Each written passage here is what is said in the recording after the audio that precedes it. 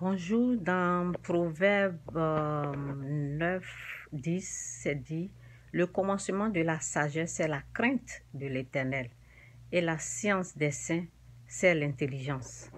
Je me rappelle, j'ai fait cette vidéo parce que, vous savez, souvent les gens, les dimanches, ce sont des chrétiens, et les autres jours là, ce ne sont pas des chrétiens. Ça veut dire que ils ont peur de l'homme, mais ils craignent l'homme, mais ils ne craignent pas Dieu. Pourquoi je dis ça?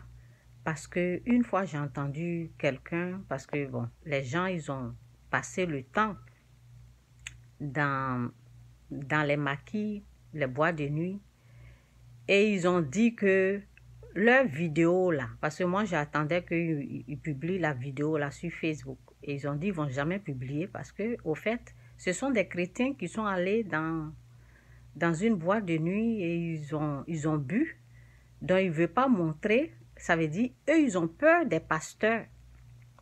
Ils craignent les hommes, les pasteurs, plus que Dieu. Alors que quand tu es en train de boire dans les maquis, toi, tu crains l'homme.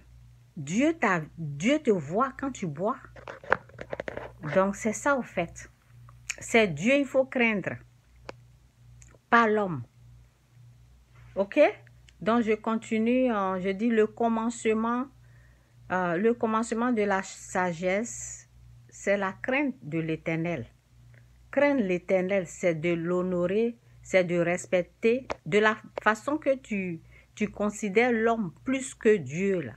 Il faut considérer Dieu aussi, plus que toute autre chose. Mettez Dieu en premier, adorer Dieu, honorer Dieu. Là. C'est une façon de le craindre, c'est une façon de le respecter. On ne te dit pas d'avoir peur de lui. OK? Donc, dans Proverbe 1, 7, c'est dit, la crainte de l'Éternel est le commencement de la science. Les insensés méprisent la sagesse et l'instruction. Ici, c'est quoi? La crainte, dans Proverbe 29, verset 25, c'est dit, la crainte des hommes tend un piège, mais celui qui se confie en l'Éternel est protégé. Il y a un autre verset là. Ok, attendez.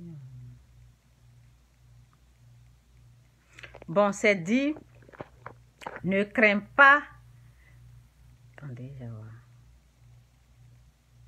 Si j'ai mis là. Bon, je vais dire ça. Bon. C'est dit, ne crains pas celui qui tue le corps et qui ne peut pas, qui ne peut rien faire à l'âme. Crains celui qui... Où j'ai mis le verset là même? Oui, c'est ça ici. Ne craignez pas, bon, c'est dans Matthieu 10, verset 28. Parce que je veux que ça soit bien.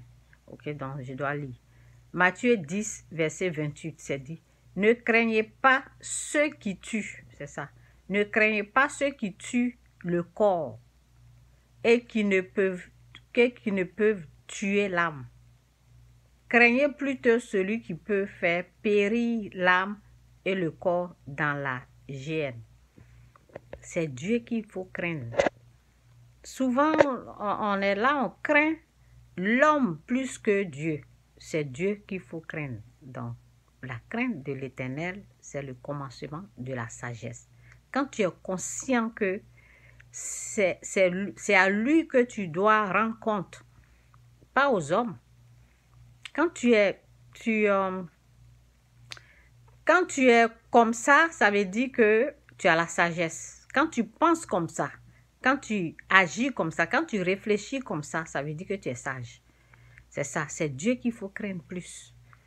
Ces personnes-là m'ont dit, ils ne vont jamais publier ce qu'ils ont fait parce qu'ils buvaient, ils faisaient. Donc, c'est comme si eux, ils considéraient les pasteurs là plus que Dieu. Donc, quand tu as la crainte de Dieu, tu ne vas pas faire n'importe quoi. Tu ne vas pas te cacher des hommes et aller faire n'importe quoi et avec Dieu, tu t'en fous quoi. C'est Dieu qu'il faut craindre plus. Ok, Jésus-Christ ou rien, Jésus-Christ c'est bel et bien Seigneur. Que Dieu vous bénisse. Bye.